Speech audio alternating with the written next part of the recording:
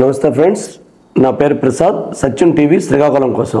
కొత్త ప్రభుత్వం అధికారంలోకి వచ్చాక మధ్యంతర ఇసుక పాలసీని తీసుకువచ్చింది.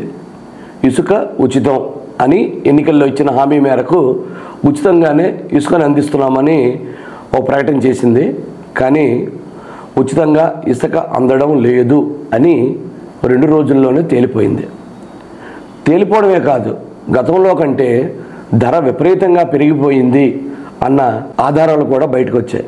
దీంతో ప్రభుత్వం శాశ్వత అంటే ఈ 5 ఏళ్ల పాటు ఉండాల్సిన ఇసుక పాలసీ కోసం తీవ్రంగా కసరత్తు చేస్తుంది.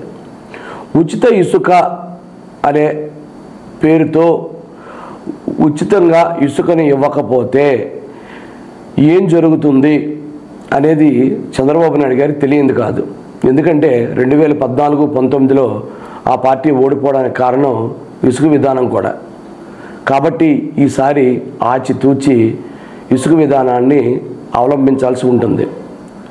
ఉచితం అంటే ట్రాన్స్పోర్ట్ ఛార్జీ పెట్టుకుంటే నది ర్యాంపులోకి వెళ్ళి ఇసుకను పట్టుకెళ్ళిపోవడం అనే సిస్టమ్ అయితే ఉండదు.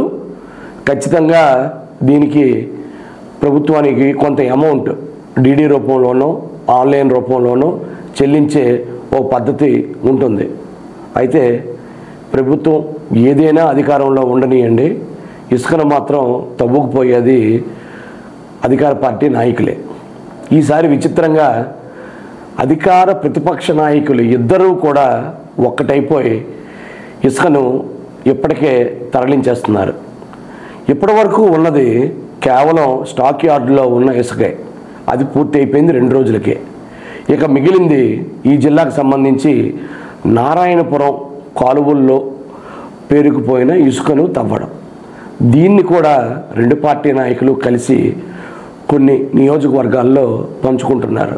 ఎందుకంటే అధికార పార్టీ తవ్వుకుపోతే ప్రతిపక్షం దీన్ని హడావుడి చేస్తుంది. గతంలో అధికారంలో ఉన్న వైకాపా తవ్వుకుపోతే టీడీపీ ఇదే పనిచేసింది. కాబట్టి తిలాపాపం తలా బ్రికెడు పంచుకుంటే ఈ వ్యవహారం బయటికి రాదనేదే ప్రస్తుత పార్టీల సిద్ధాంతం. ఏది ఏమైనా ఇసుక అయితే ఉచితంగా ఇంటికి వచ్చే పరిస్థితి లేదు.